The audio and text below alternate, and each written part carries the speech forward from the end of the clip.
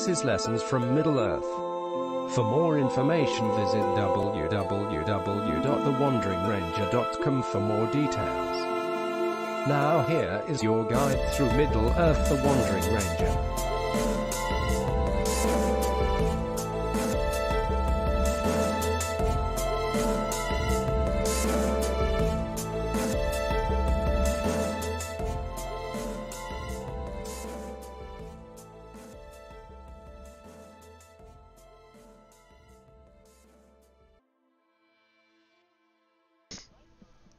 Hello everybody.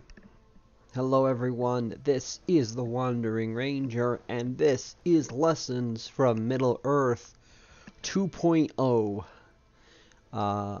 with a brand new episode from our flag station podcast here at thewanderingranger.com.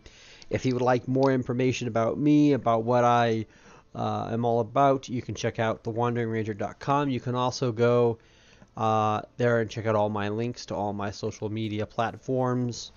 Have lots of information, and I'm always updating and keeping the website up to date. So please check out thewanderingranger.com. And in fact, you'll actually start to see me actually post these podcasts to the blog. So actually, if you go to the blog and subscribe, you'll actually get notifications in your email, as well as if you go to my Twitter at a son of Ornor, and you can find the link at my website. You can also find updates there. So anyways, it is good to be back, and we've taken a break, and I've kind of been rethinking about how I want to talk about this material, because I've kind of covered a few different areas in the past, and I thought it'd be important for me to kind of get back into things I want to redo. So this is kind of a relaunching of the podcast, and it's with that we're going to get into we're going to take it from a different direction than we have in the past, while still maintaining the core concepts of what I was always wanting this podcast to be about, which is fundamentally about looking at the things from Middle-earth, looking at the stories, the characters, and the values of Tolkien, and seeing how they translate to the real world. Now, someone may think, what does a fantasy story have to do with real life? And if that is your thought, you're probably going to be mistaken, and you're not probably going to be receiving as much benefit from this as other people. Imagination is a vital key. When I talk on my streams or on my videos, or and I tell people that my website is the wilds, what does that mean? The wilds of our imagination is what I'm talking about. The idea of we need to have a place where we can allow our imagination to be a healthy thing, for it to be growing. Modernism and naturalism and materialism has kind of enslaved our hearts and our minds to believe that just the things that we see right in front of us are the only things to life. And so those things are not necessarily the true things in life. Tolkien understood this. So when we're talking about Middle-earth, when we're talking about Lord of the Rings, what would be the important first step? That was what I wanted to readdress, because I really got into it pretty heavily in the first rendition of the podcast, and I realized that I have to take baby steps, because really, if you have very limited to no information about who J.R.R. Tolkien was, or if you don't or never seen the Tolkien books, The Lord of the Rings, The Hobbit, or the Silmarillion, you might be struggling to understand. But let's start with the basics. John Ronald Reuel Tolkien was an English writer and poet, philosopher, a theologist. I always have a hard time pronouncing that word. theologist, philologist, whatever, philologist, I think is what you call it. Someone who studies language.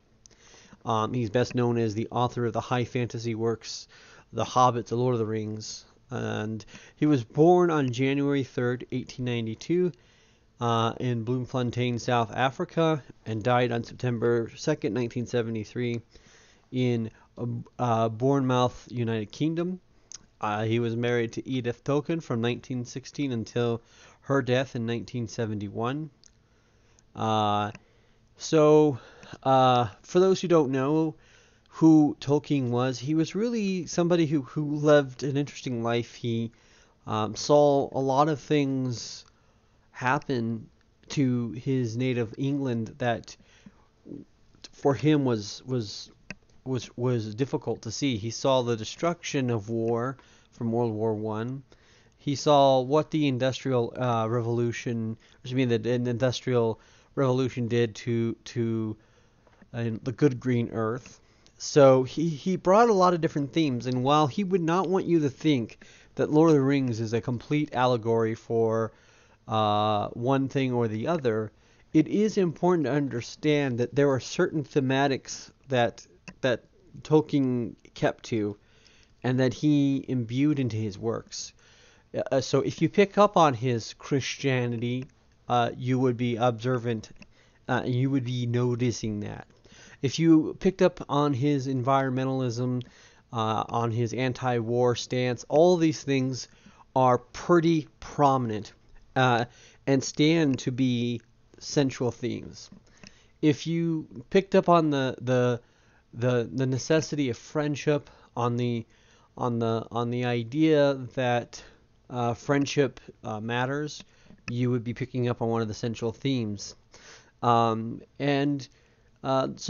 there are some that are more noticeable and some that are not. But the themes of Lord of the Rings and the themes of The Hobbit are essential themes for classical storytelling.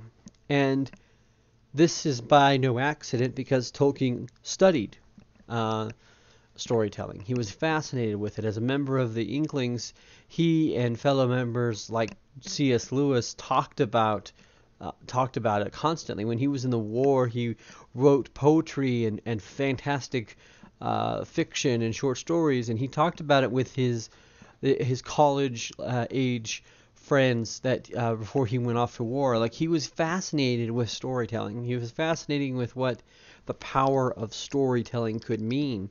And so it's with that he fundamentally gets us to delivering a mythology and a very in-depth story.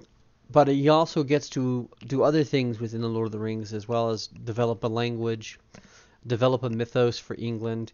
There's a lot that he's trying to accomplish in the Lord of the Rings and his creation of Middle-earth. The first and foremost thing you have to take from Middle-earth is that it is meant to mirror our world. In fact, in his mind, in a way, it represents Earth from a different time, which is where the Middle-earth comes from. It comes from an idea that this Earth existed somewhere between certain ages. And it represents a lost history and a lost mythology. And it's important that you understand Tolkien's mythology, you understand what he was trying to establish. And it's important to understand that in Tolkien's time, the word mythology had been hijacked.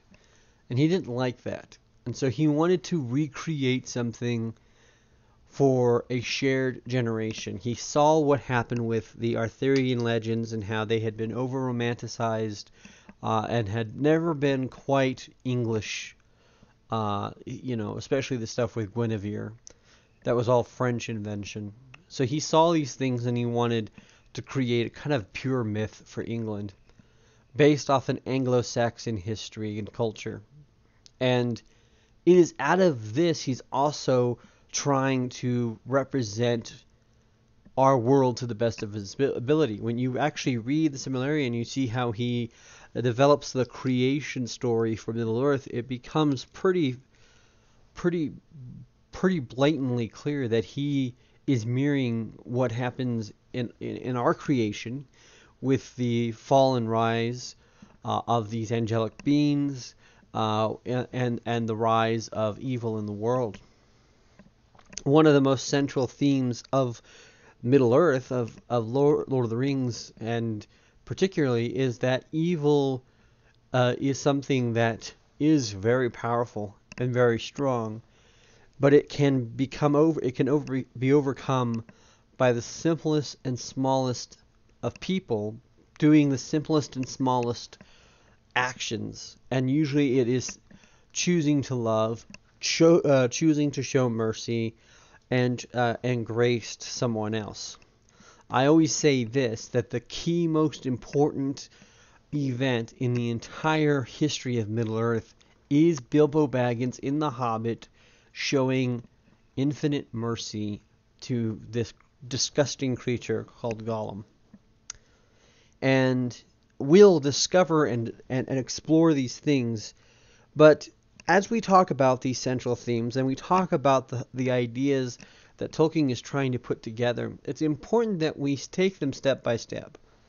But the important themes, the central themes, are definitely going to be based on friendship, the value of friendship, especially in dark times, the value of fellowship, the value of people of diverse backgrounds coming together and overcoming a common threat, the importance of small people making small decisions that have enormous weight, the importance of defending the good green earth over overt industrialization and of war, the dangers and threats of war. All of these things play a role in the great fantasy that he puts together. So, if there are some particular themes you would like to really get into, we can get into those themes. If there's certain values or ideas that you'd like to really more explore, let me know on Twitter at ASonofNor. That's ASONOV,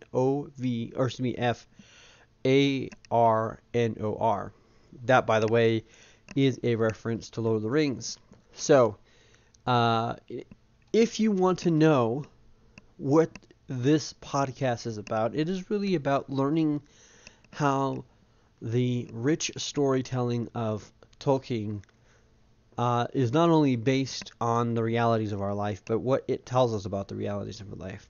And if we're looking at the central themes of Tolkien, we can extrapolate this, that small people can make big choices and big decisions, and small acts of charity, love, mercy, forgiveness, and grace all have a key component to making a better world.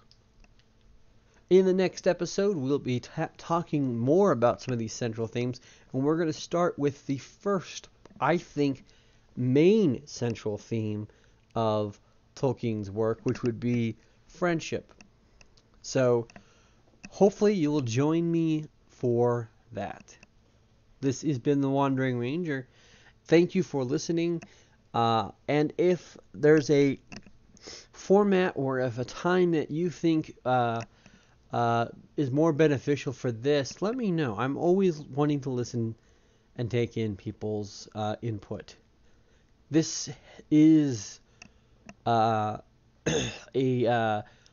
production of The Wandering Ranger. You can find out more information about me at The Wandering Ranger website, thewanderingranger.com. Thank you.